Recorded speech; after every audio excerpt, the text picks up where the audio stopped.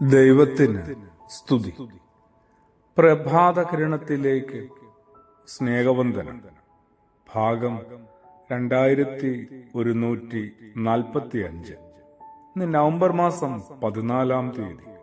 ഈ ആണ്ടിലെ 318-ാമത്തെ ദിവസത്തിലെത്തി. വിശുദ്ധനായ മത്തായി ശ്ലീഹായുടെ സുവിശേഷം 18-ാം അധ്യായം അതിന്റെ 15-ാമത്തെ തിരുവചനം തന്നെയാണ്.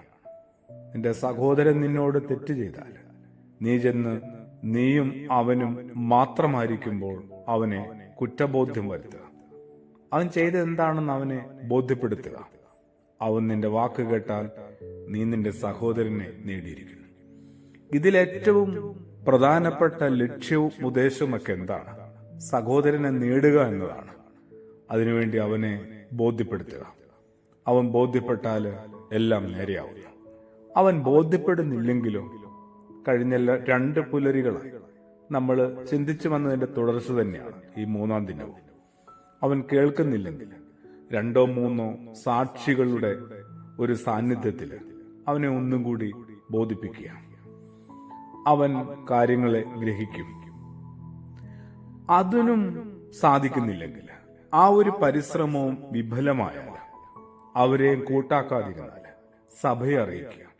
സഭ എന്താണ്? സഭ പ്രാർത്ഥിക്കുന്ന ഒരു സമൂഹമാണ്. എന്ന് വെച്ചാൽ അവന് വേണ്ടി അവന്റെ ഇടർച്ചകളെക്കുറിച്ചും തെറ്റുകളെക്കുറിച്ചും വീഴ്ചകളെക്കുറിച്ചും അവന് തന്നെ ഒരു ബോധമുണ്ടാവാനും ബോധ്യമുണ്ടാവാനും അവന് വേണ്ടി പ്രാർത്ഥിക്കാനാണ്. ഓർത്തു നോക്കിയേ, ക്രിസ്തു അനുയായികളായ നമുക്ക് ആർക്കെങ്കിലും ഇവയൊന്ന് പാലിക്കാനായിട്ട്, പകർത്താനായിട്ട്, എന്തിന് മനസ്സിലാക്കിയെടുക്കാൻ പോലും അസാധ്യമായി മാറിയിരിക്കുന്നു. ഇനിയും അവസാനം ആ സഭയുടെ പ്രാർത്ഥന കൂട്ടായ്മ, അല്ലെ, ഒരു കൂട്ടം ആളുകളുടെ പ്രാർത്ഥന കൊണ്ടും ഒന്നും നടന്നില്ലെങ്കിൽ അവസാന കൈ അവനെ നശിപ്പിച്ചു കളയണമെന്നാണോ? അവനെ അങ്ങ് വധിച്ചും വിധിച്ചും കളയണോ? അതോ അവനെ അങ്ങ് ഉപേക്ഷിച്ച് കളയണമെന്നോ? എന്തായാലും യേശു പറഞ്ഞു വെക്കുന്നത്, അവൻ നിനക്ക് ചുങ്കക്കാരനും പുറജാതിക്കാരനും ഒക്കെ ആയിരിക്കട്ടെ എന്നാ.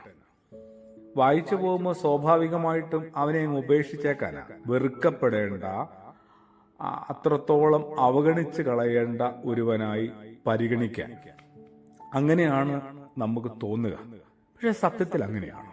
ഈ പുറജാതിക്കാരോടും ചുങ്കക്കാരോടുമുള്ള ക്രിസ്തുയേശുവിന്റെ ഇടപെടലും മനോഭാവവും മനസ്സിലാക്കുന്ന, സുവിശേഷത്തിലൂടെ കണ്ടെത്തുന്ന ഏതൊരാൾക്കും ബോധ്യമാവും അവരെ കുറെ കൂടി ചേർത്ത് നിർത്തുക എന്നുള്ളതാണ്. അവരെ കുറെ കൂടി സ്നേഹിക്കുക എന്നുള്ളതാണ്.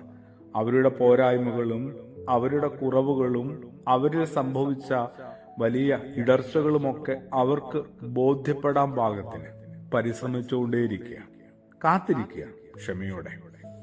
അതൊന്ന് മനസ്സിലാക്കിയെടുത്താൽ ഭൂമിയിലെ മനുഷ്യ ബന്ധങ്ങളൊക്കെ എന്തുമാത്രം കുറെ കൂടി ആഴമുള്ളതും അഴകുള്ളതുമായി മാറും. പ്രാർത്ഥനയോടുകൂടി ആമേൻ.